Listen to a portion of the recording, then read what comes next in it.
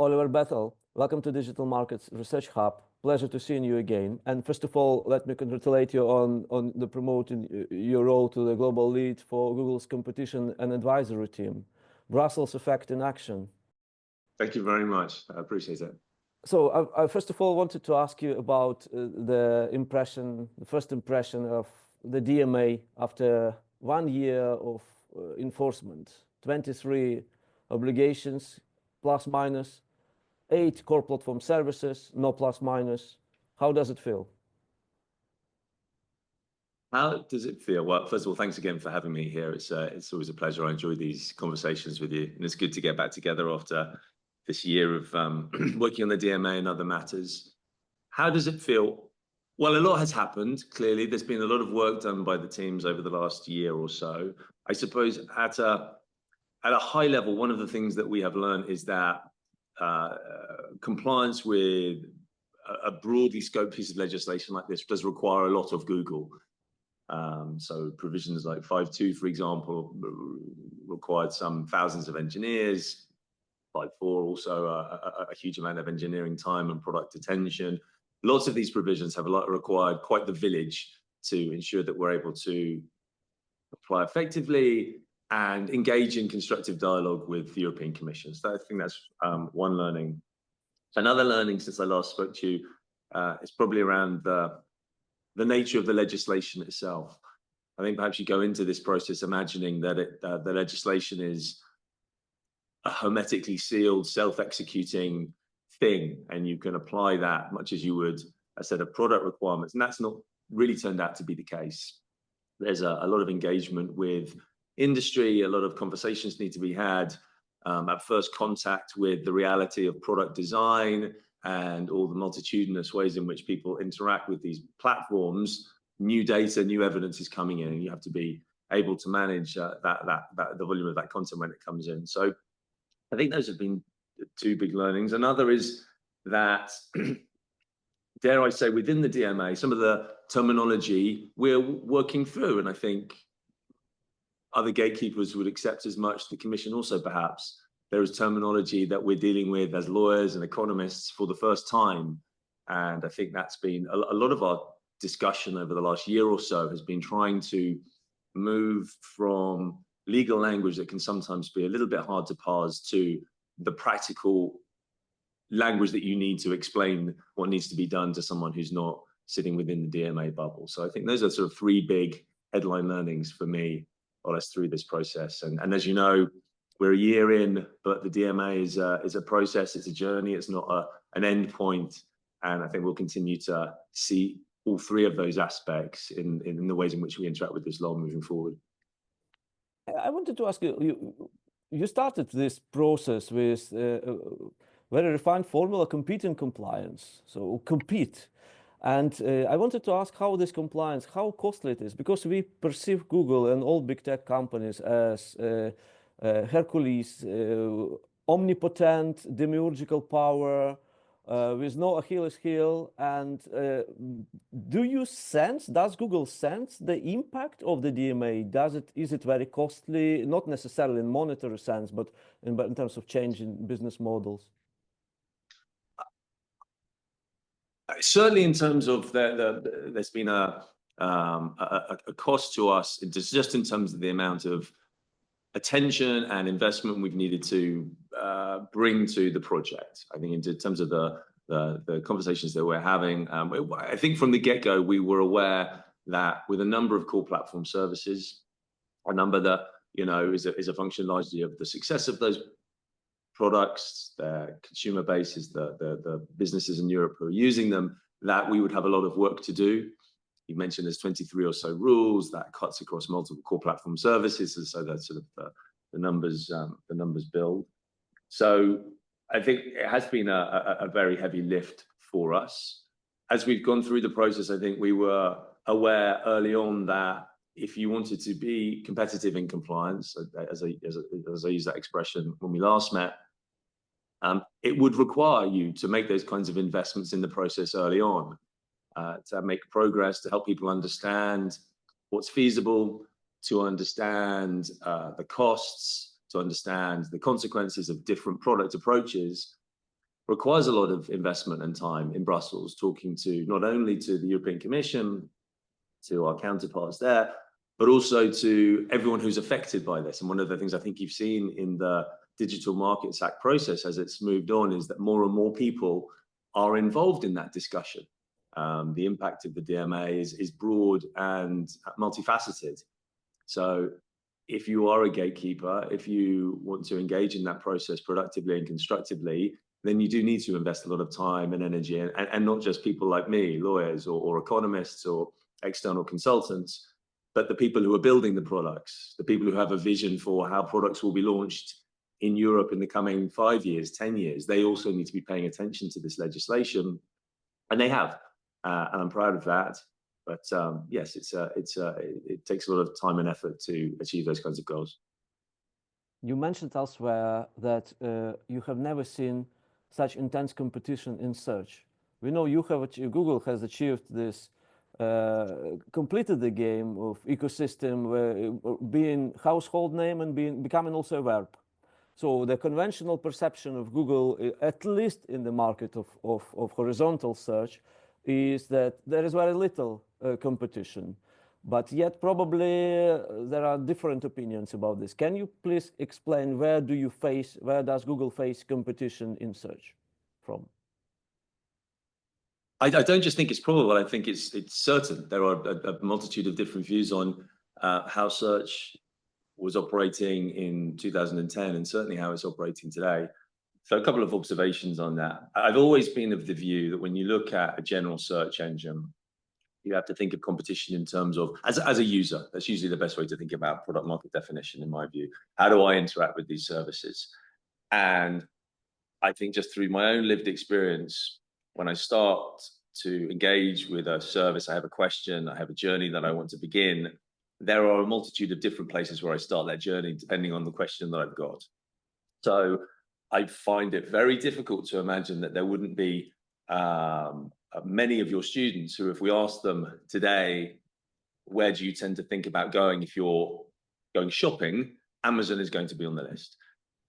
So I think that I've always felt that when it comes to the nature of the query, there's very much competition between general search engines and a multitude of different places where you can go to engage in that journey, as I say, or to execute on a transaction, for example. So that's one thing I would say.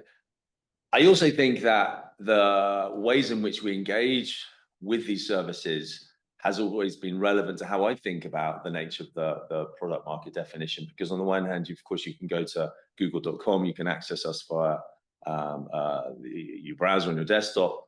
But at the same time, you also have, if you're anything like me, you have a dozen apps on your phone, which you're also going to be using for different types of tasks. And that ranges across a whole variety of different things. Again, depending on the nature of the query, that very much dictates the app that you will start with. My daughter is 13, and her ways of engaging with the web, her ways of finding information, her ways of communicating with her friends are all app-based. And much to my disappointment, oftentimes bypass Google entirely.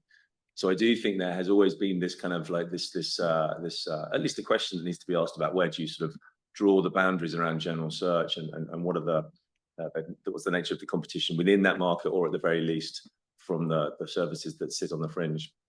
We've moved on, of course, a lot since 2010, when I was probably last having some of these conversations about product market definition. And what we see now is a plethora of new technologies. And I don't think we're yet quite sure, we as a society, not just at Google, are quite sure how you would define some of the services that are emerging. When you look at the way that people are starting to develop and launch at high speed, different types of assistant, Perplexity, we have Gemini, ChatGPT, you're familiar with all of the names, DeepSeek now. When you look at the ways in which consumers are engaging with those kinds of new services, those chatbots, those assistants, clearly there are things that are now being done in that space that apply a sort of competitive pressure on the old desktop-based way of thinking about searching. So whether you're thinking about the nature of competition within search, how people are how journeys are beginning, and whether I'm starting with Amazon or general search, or if you're looking ahead to new ways of retrieving information, to asking questions of a technology to answer some sort of query that you might have. I think there's a lot of very interesting things happening. And across all of those services, whether it is ChatGPT, Google General Search, Amazon, you see now the white heat competition as everyone moves to integrate AI-based technologies to improve on what they were doing before. So General Search, for example, has always used, or for a long time now, has used artificial intelligence to inform the way that we respond to questions from consumers. Things like suggest, things like spell checking.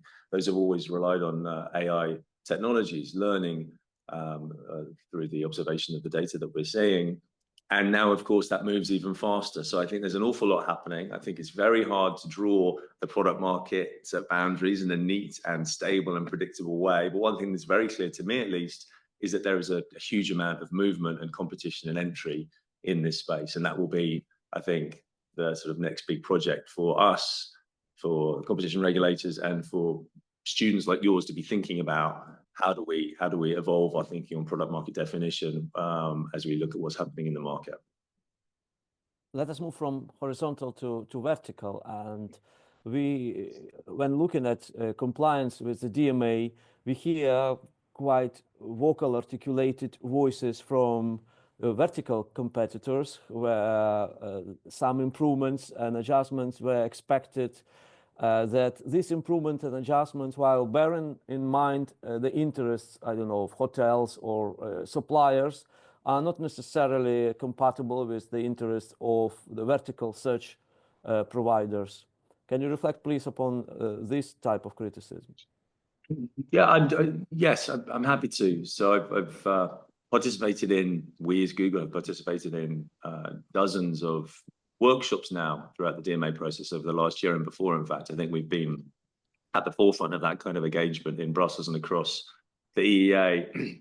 And I have heard from some that that we could do better. There's more that they would like from DMA compliance. They would like to be seeing different outcomes. I do have a couple of observations on that. I think it's important when you're looking at the market and looking at feedback from stakeholders to never confuse volume with breadth, right? There are many people who are operating in the spaces that we're looking at, you and I, who will not have the time, will not have the inclination to come and engage in a process and tell the Commission what they think about Google's compliance with a piece of legislation which may be absolutely arcane as far as they're concerned. So there will be a lot of stakeholders whose voices won't be being heard. And I think it's the job of us and the Commission to make sure that they're properly being engaged and involved in the work that we're doing. When it comes to comparison services, in particular, I know, for example, when I look at shopping comparison, there's some 700 or so comparison shopping services that are now active in the EEA. That seems like a healthy number to me. So I probably disagree with the proposition that things are not evolving and are not dynamic in some of these markets. I will also say this, the DMA is not intended, as I read it, and I think as most read it, to be a rising tide piece of legislation where everyone will benefit. We will all see a boon of traffic if the gatekeepers comply. DMA compliant competition will lead to the exit of inefficient firms. I think that position is entirely coherent with, consistent with the view of the legislator that we need contestable and fair markets. Contestable and fair markets do not result in everyone seeing better outcomes. That will be a function of both the opportunities the DMA brings to them and their hard work to make the most of them. And as you know, competitive markets will see some of those firms exiting and not getting the outcomes that they would want in an ideal world. And that's competition on the merits.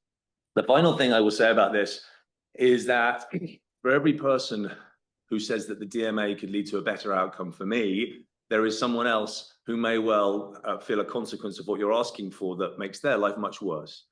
And I touched on this in the opening remarks. When you look at a platform technology like a search engine, for every web link that's pushed up, there's a web link that's pushed down. So as you give prominence to one site, someone else loses out.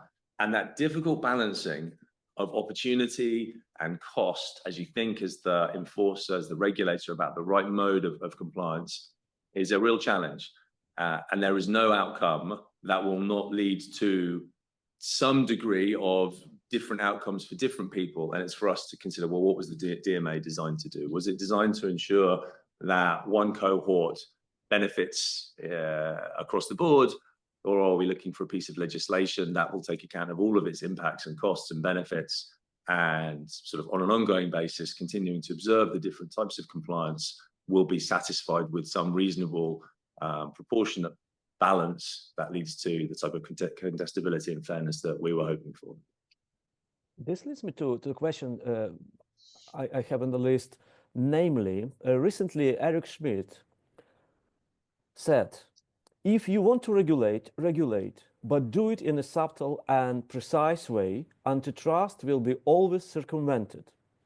So I think this message or this phrase channels few messages, and one of this is that kind of reference to a meaningful regulatory dialogue where the gatekeepers and the enforcers have to strike many compromises and fine-tune a scenario which would be least harmful probably for gatekeepers and maybe beneficial for society or for the interests which the enforcer represent, public interest the enforcer represent. How do you perceive this modality? Can regulators be amicable and yet deliver the expected result? Would you accommodate such kind of compromises?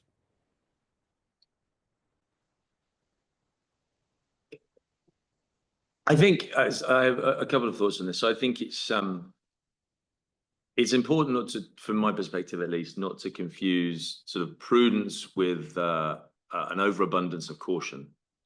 If you think about the activity of a prudent regulator, as I would hope as a citizen to see, you hope that the steps that they take will be thoughtful and evidence-based and predictable and transparent.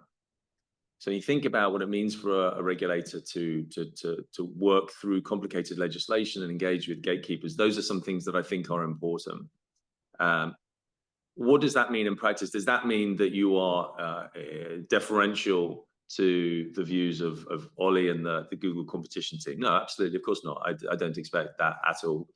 I think that this has to be, as I say, an evidence-based exchange.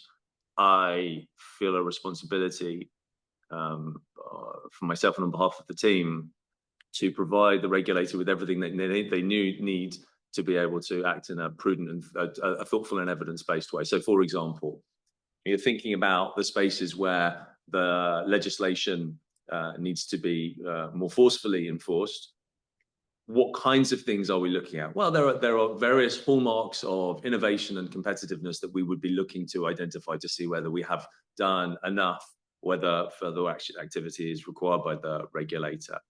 You know, what are we seeing in terms of R&D investment? What are we seeing in terms of market entry? Are we seeing new products come to market? Are we seeing new products being held back because of uncertainty as to how the law operates in practice? Are we seeing spillover benefits for those companies and who are hoping to see opportunities from a piece of legislation? So I think that's really when you're, for me at least, when I think about the nature of careful or prudent regulation, it's not a sense of deference to the gatekeeper. It's more a function of what are the kinds of things that we ought to be looking at, the evidence we should be taking account of to ensure that we take the right decisions at the right moment through the course of, as I say, a regulatory relationship with a company that will last as long as the legislation does. So I think that's my perspective on that particular question. If you look at the enforcers' mandate with the DMA, it's definitely, or at least the public expect from the enforcers within the DMA more than they were expecting from a traditional ex post enforcer 20 years ago. And 20 years ago, when it started with Microsoft case, where Microsoft asked, tell us what to do, the commission says, comply. Whereas, would you expect the remedies being more kind of target-oriented and saying, we want specific outcomes in the market? Do you think, and then we will leave you alone for the next 18 months or so? Is it a formula which can be somehow considered?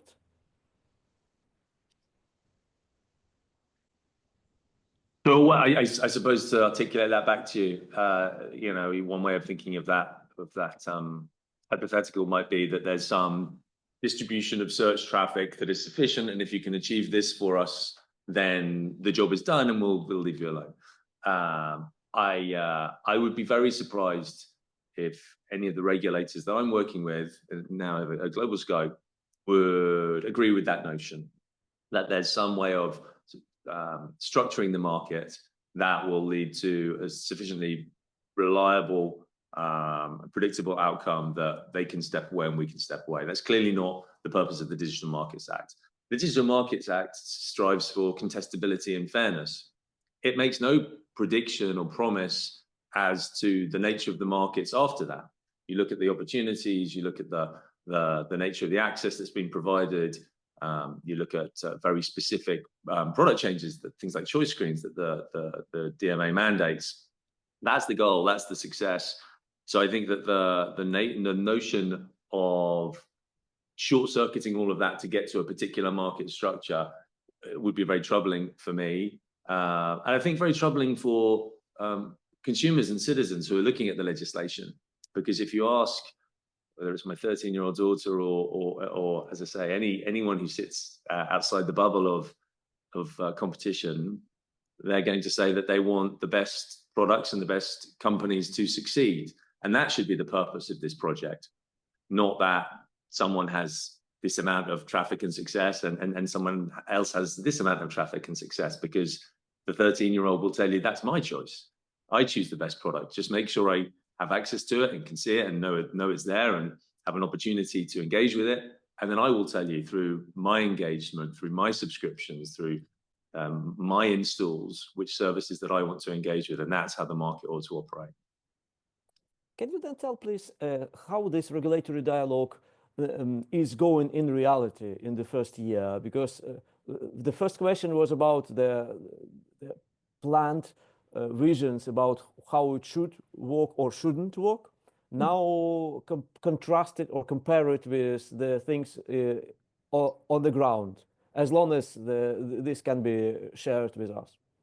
I'm more than happy to. It's a very nice opportunity.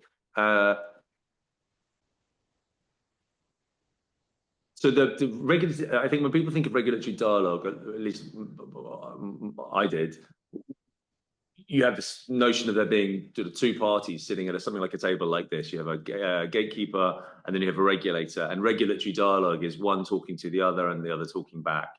And hopefully, if it's a good dialogue, sitting between you both is a set of data and evidence that's sort of sufficient to inform the debate and discussion, and you come to some reasonable conclusions. The truth of it is that regulatory dialogue involves many more people. This is a good example of it. The regulatory dialogue that we are experiencing is one that has many stakeholders sitting around the table, or in the best version of this, all contributing data and evidence and ideas to the debate.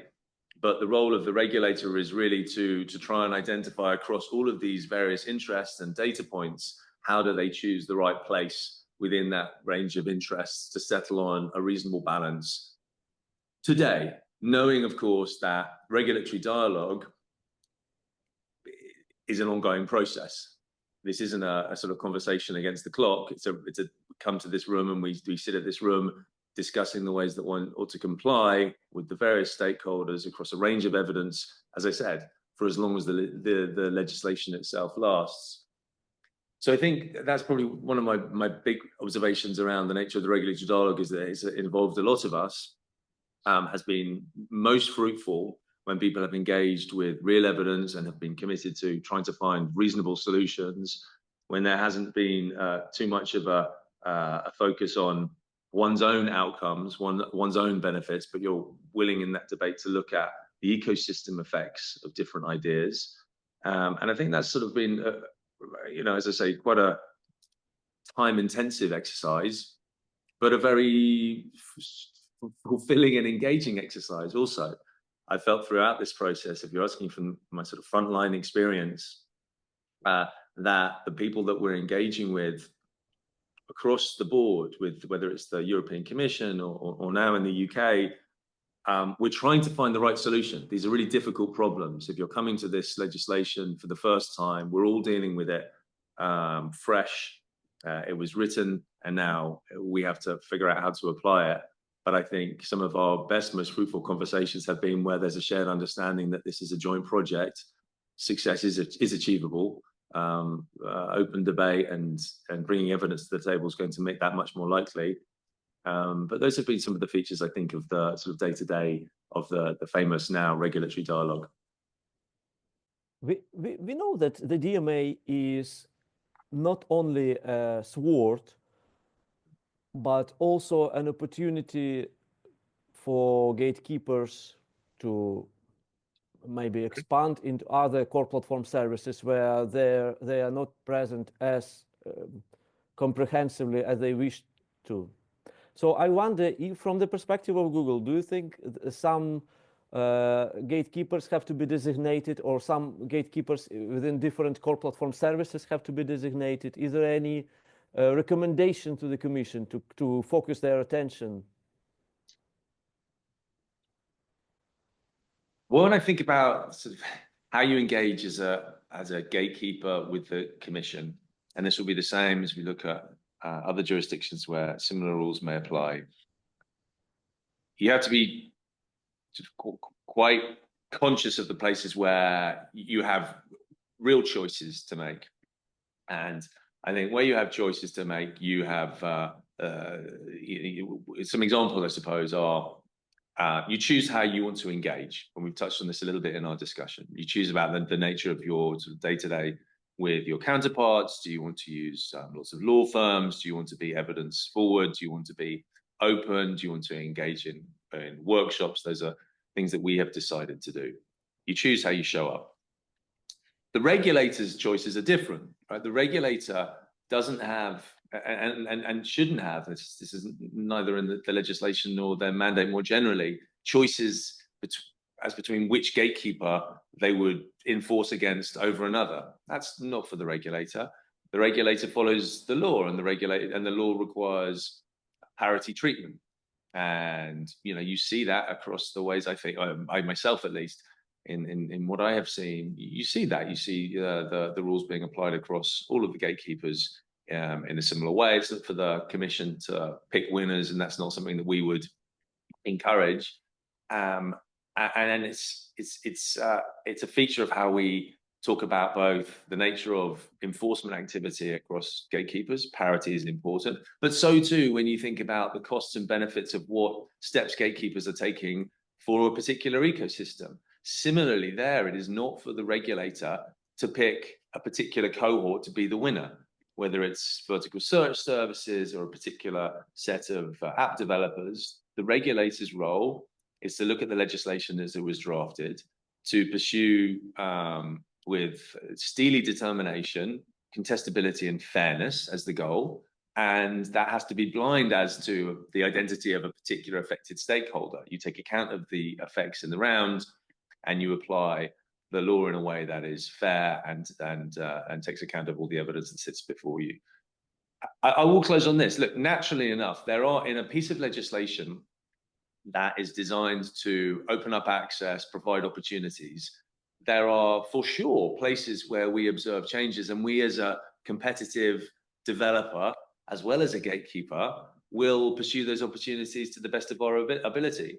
When we see APIs being opened up, when we see opportunities for interoperability, we're a browser developer. We develop all sorts of technologies that will benefit from more open access, and that's something that I think we see as an opportunity with the DMA. But as I say, that's an opportunity that we have the benefit of in much the same way as everyone else.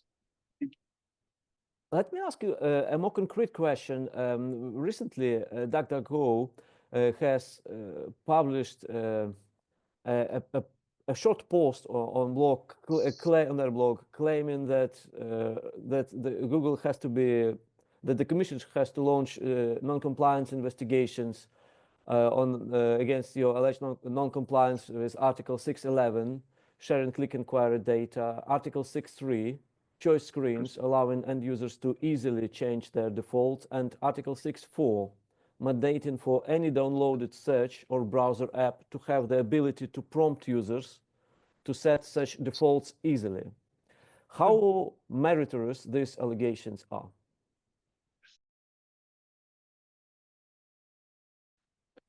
Well, I suppose as Mick Jagger famously said, you can't always get what you want, but sometimes you get what you need.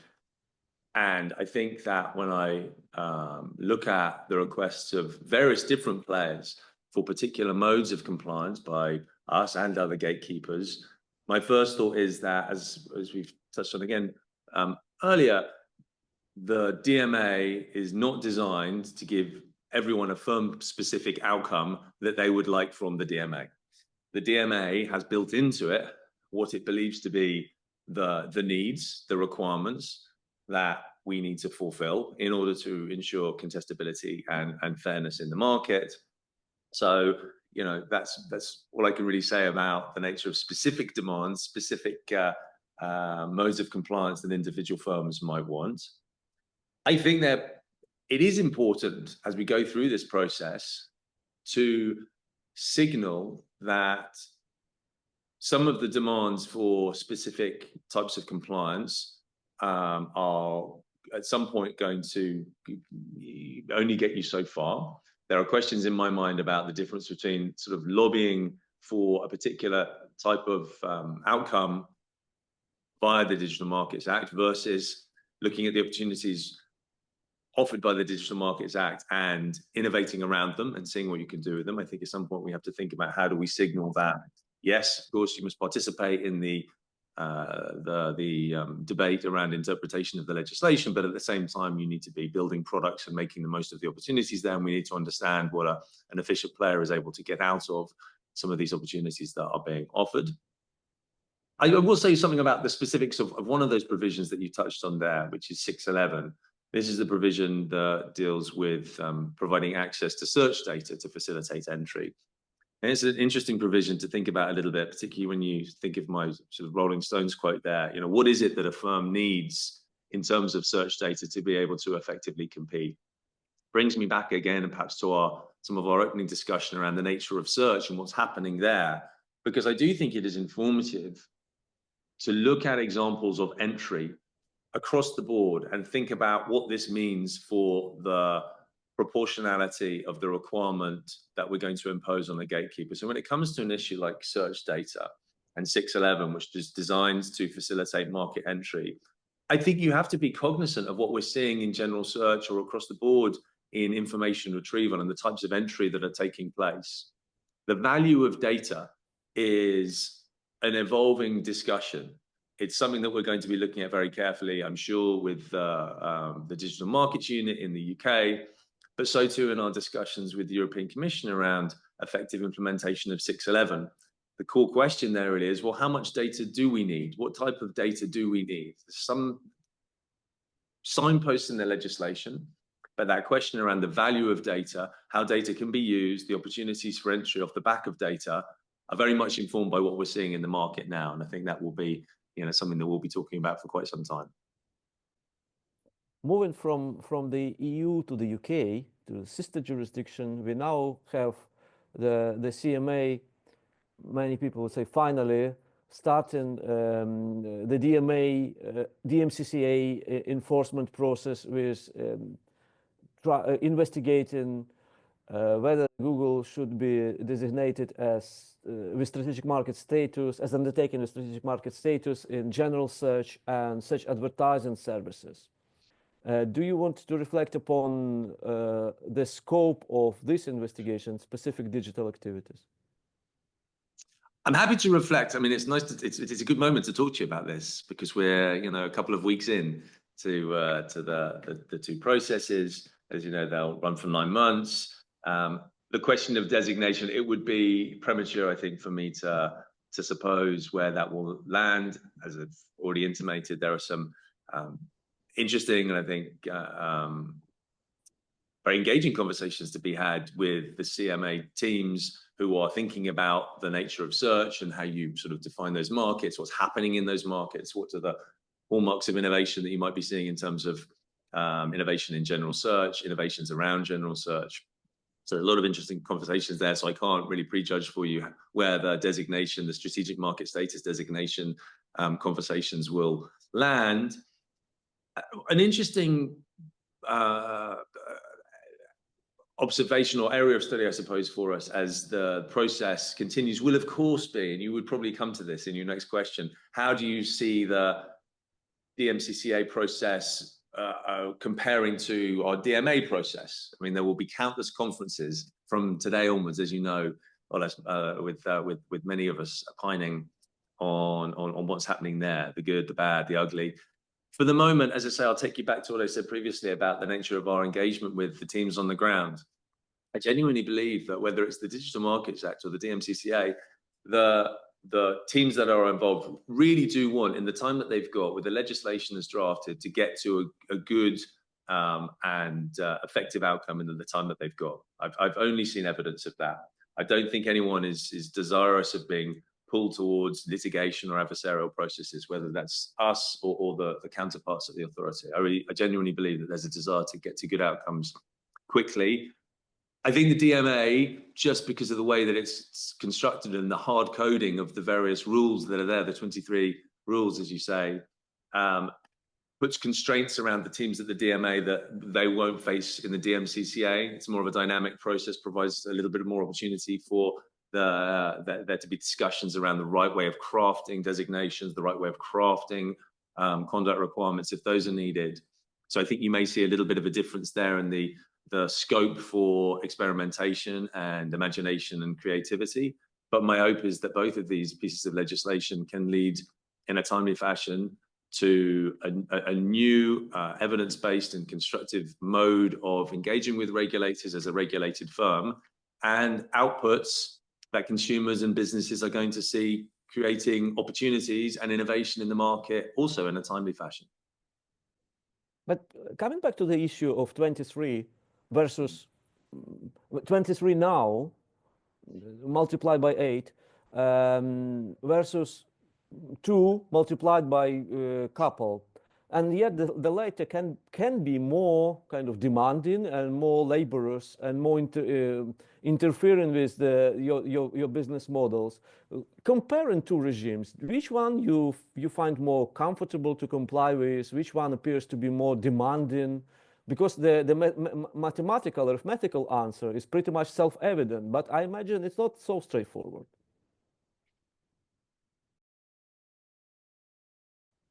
I mean, these are early days with the DMCCA, right? You know, let's just say where we go on this path, we can certainly learn in our engagement with the DMU from our work with the European Commission. Where are there places that we can accelerate? Where are there things that we have done where we have been able to get to a good understanding of key evidence, key stakeholders, experiments that are highly relevant? Where can we now leverage that experience and knowledge and move faster in the UK? But again, I wouldn't want to prejudice the work of the CMA. There are lots of things that they want to look at. We'll hope to sort of focus in on particular areas of concern, if any, as quickly as possible. So it's a little bit hard to compare the two. I will say this. I think that whether you're dealing with 23 or sort of 2 designations and TBD, you know, what might sit underneath that if there were any requirements for changes, one thing is very, very clear to me is that how you decide to engage across each of those rules and with the people who are studying them has to be consistent, has to be consistently constructive, has to be consistently evidence-based, has to be consistently open and transparent. You can't pick and choose the ways that you engage with teams working on different rules in different rooms at the same institution. So I think that's what we will tend to see.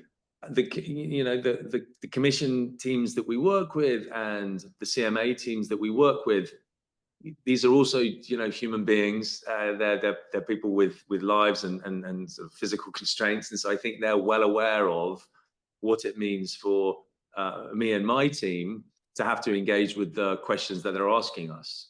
And I tend to find people are very constructive if you're open and honest about where you're feeling real strain and are not going to be able to answer things in a timely fashion. Can we all prioritize the areas that we need to explore? Can we think about sensible ways of getting you what you need that may not look like a 200 question RFI, but may look more like a workshop or a video conference with our lead engineer who could talk you through some of the questions orally. So those are the kinds of things that I would expect to see across both, I see already with the Digital Markets Act, and I hope and believe it will also be a feature of our discussions with the DMU teams. So, look, as we discussed early on, these are big projects. And if you want to do them well, and if you want to be the most competitive in compliance, as I do, then you have to be prepared to bring the resources to bear. And you have to be hopeful that in showing that engagement and investing in the process early on, what you will get in exchange is a reasonable approach to the resource constraints that you face, as quickly as possible, predictability in the ways in which the rules are going to apply. I think that's very, very important for us as we look ahead in the UK in particular now. How can we engage with our counterparts and quickly get a clear sense of the roadmap through that we're going to follow? You can only stay broad in the nature of the inquiry for so long. And when the clock is ticking, it's important to very quickly take yourself to the areas where you're going to need to sort of have the most in-depth and focused conversations. So with that caveat, though, I'm optimistic that you'll see, these processes continue to be fruitful and constructive between us and the regulators.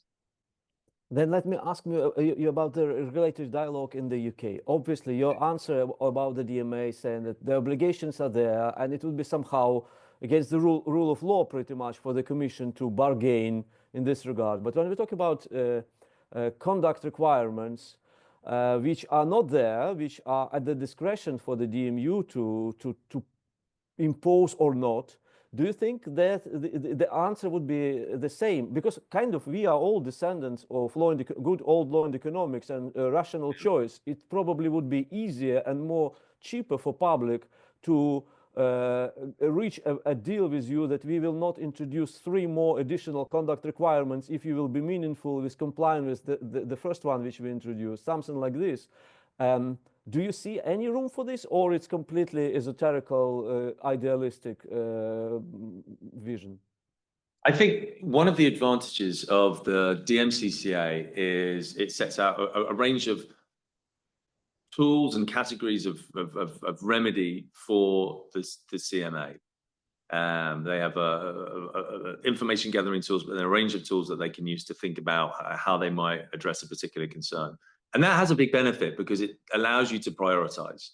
I don't think that's quite the same as entering into a sort of transactional discussion, but it does allow you to prioritize. It gives you the flexibility to say that these are the areas where we see the closest link between the changes that you might be able to make and our goals of ensuring that markets are operating in a fair, competitive, highly productive way.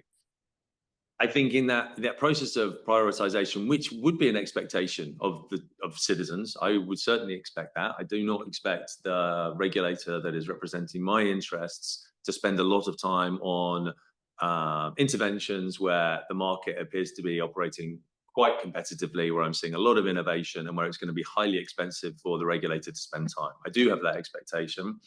So it's quite reasonable for teams to prioritize. And as I prepare our engineering and product and executive leadership in Mountain View to engage in exactly the same way as we have with the European Commission, to be present, to bring evidence, to bring ideas, that is one of the benefits that I present to them. By engaging in this process, by not looking at it, sort of from a distance, through a telescope, through the prism of an external law firm, let's say, by being in the room, you will be able to understand the priority concerns and the areas where we need to consider changes, if there are any. But at the same time, you will also understand where there is not going to be a need for interventions, where you can innovate, where you may have an obligation to continue to be transparent, to explain what you're doing, but these are not the priority areas. And that, Olis, is the big sort of the big prize of being competitive in compliance. You both ensure that the decisions that are made that involve your business and your products are informed by the evidence, but you also come away from the meeting with a better understanding of where your attention needs to be focused when it comes to ensuring that you're complying with the regulations as they sit in the legislation. So That's how I see things. So prioritization, not a sort of transactional approach to getting to outcomes quickly. Okay, last question. Leaving aside transactional approach, legal formalists and legal realists, the role of subjectivity, the role of judges, what judges have for breakfast, the role who is in the regulatory, in the room, in this smoke room, does it really have any implication, or things are objective and you see continuity in thinking and strategy between the enforcers, regardless who is being in the room physically?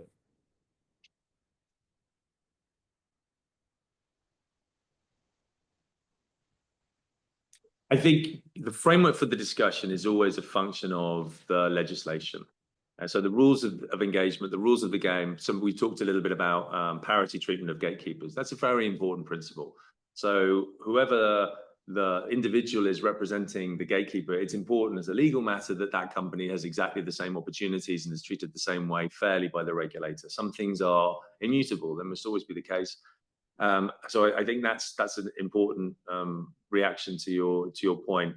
I do, however, think that an aspect of turning up and engaging with anyone, for that matter, I mean, this isn't really necessarily exclusively a legal observation, but I do think that how you choose to engage, your ability to generate trust, is important in any kind of engagement, particularly with these new forms of legislation where we are all learning by doing. I have to accept that my counterpart on the other side of the table is a human being. I have to trust that she's trying to do the right thing. I have to be accommodating that mistakes may happen on the way through. And in exactly the same way, I will not get everything right. I will not be able to deliver everything in exactly the form that may be expected. There are going to be things where I'm going to require some degree of trust and understanding. But if we agree and have built a level of trust that persuades us both that we're trying to move towards a goal that can lead to a success that works for both the regulator and the regulated, then that can be a very constructive relationship. So I don't want to dodge your question. I do think that interpersonal skills, your investment in teams, the building of trust, patience, good humor, respect are all very important in these kinds of discussions and engagement. But that gets you so far. You're operating in a space that's sort of defined by the law as we find it. The principles of fair and equal treatment across gatekeepers are, as I say, immutable. But I will always, any room I go into with a regulator, I will start from a position of wanting to build trust and for people to understand that the goal of my team is to get to the best possible outcome, to find pragmatic solutions as quickly as we possibly can, and develop a relationship of understanding and of mutual respect as quickly as possible. I think that's the right way to behave in a regulated relationship. Great. And the last question is a recommendation which you can provide to students. Maybe they have to focus on a specific legal skill or specific competence, which is now or will be soon in greater demand than usually they think about it in the law schools. It's a big responsibility. I now know, as I say, with kids who are at school, it's a big responsibility to give any sort of guidance. So I won't pretend to have it all figured out. But let me suggest one or two ideas. Think of yourself as an innovator. The rules that you and I have been discussing today, Olis, what makes them so interesting, what makes this kind of conversation so engaging and so much fun for me is that it all feels so fresh. These are new rules, new regulations, and whether you're like me and you've been at Google for 16 years, or you're looking at the DMA for the first time, there's not a huge amount of a gap between you and me when you think about, well, what's this rule designed to do? What is this legislation? What's the purpose? How should I interpret it? So I would strongly encourage students who are looking at this area to be innovative, to think about what it is that they as a consumer ought to get out of this legislation. What's their vision for how it should work? I'm very interested in talking to my daughter and her friends about what their expectations are for these kinds of rules that sit around the big technology companies that they're sort of aware of the periphery of their vision, because to be honest with you, everyone's using apps that none of us have heard of. But I think it's really important for students who are looking at this world to have a sense of their vision for successful regulated relationships. What do they expect the regulators to be doing? What do they expect the companies to be doing? Because at the end of the day, whether it's Google or the CMA or the European Commission, we are all serving the consumer. That is the goal here. And your students, as much as my daughter, are those consumers. They should have a vision for how these rules ought to be operating and be innovative and imaginative when you look at the rules that have been drafted and see how they're aligning with your vision for that future. Oliver Bethell, thank you very much indeed for this very engaging conversation. It's always a pleasure. Thank you so much for the opportunity.